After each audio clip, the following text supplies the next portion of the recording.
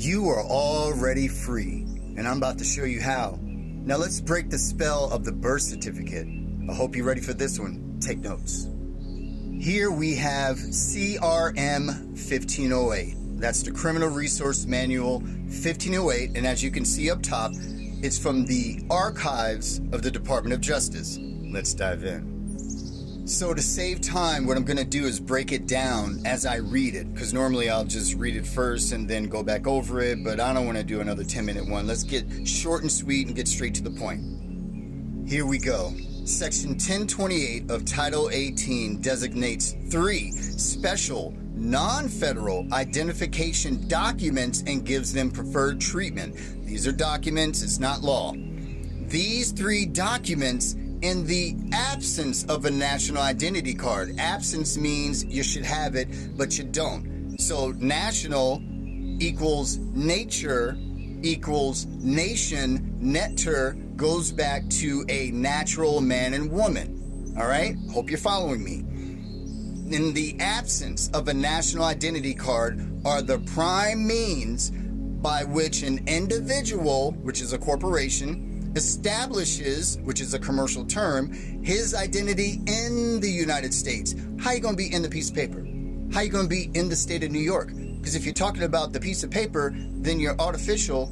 But if you're talking about the land and being in, that means you're in the ground, which means you're dead, which goes back to artificial being civil liter mortuus. But let's keep going. So, are the prime means by which an individual corporation establishes, commercial term, his identity in the United States. These 3 documents are A, birth certificate, B, driver's license, and C, personal identification card.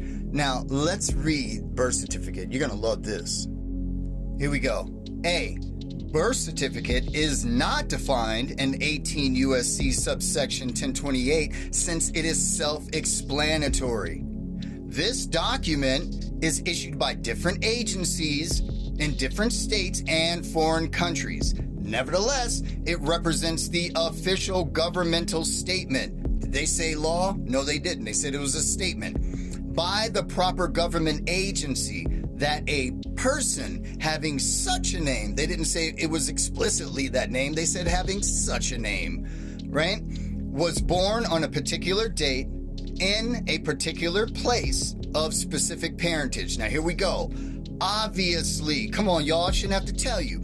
Obviously, a birth certificate is not intended to actually identify the person who claims such a document pertains to him. So what is the root of all the contracts we have? All the fixtures that come from this birth certificate? What is the root contract?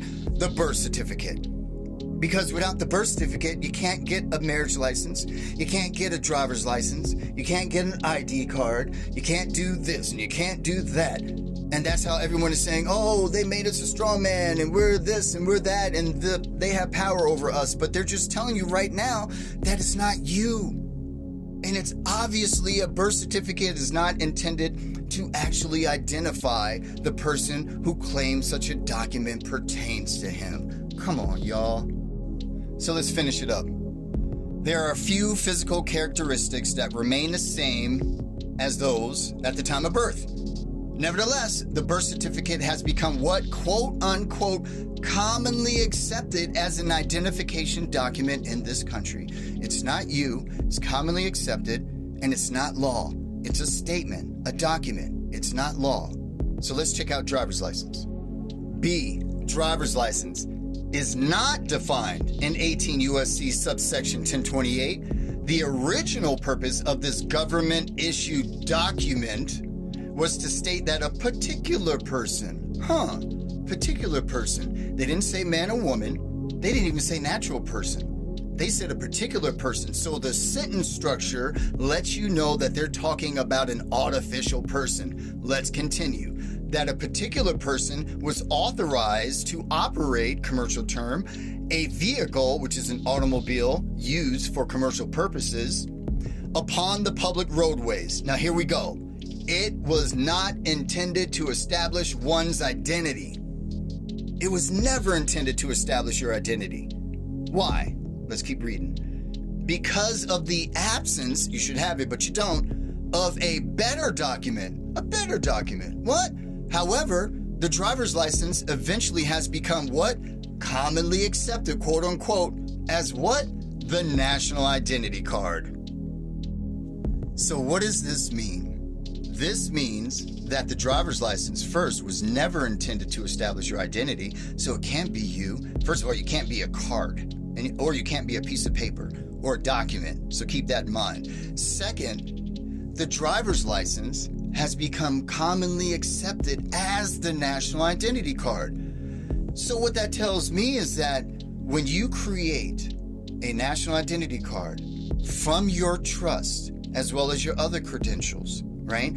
You can manage and travel your automobile, which we now call our private property, on any public roadways.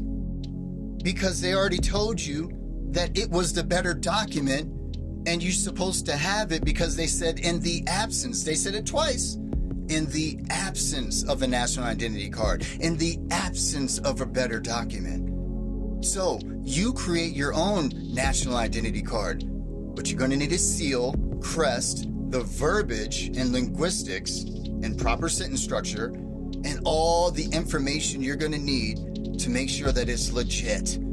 So join the Trust Workshop, because I'm definitely teaching all of this to all of the members of the workshop. It's on Discord, right? I do lives every Sunday, which is going to be on Zoom. Right?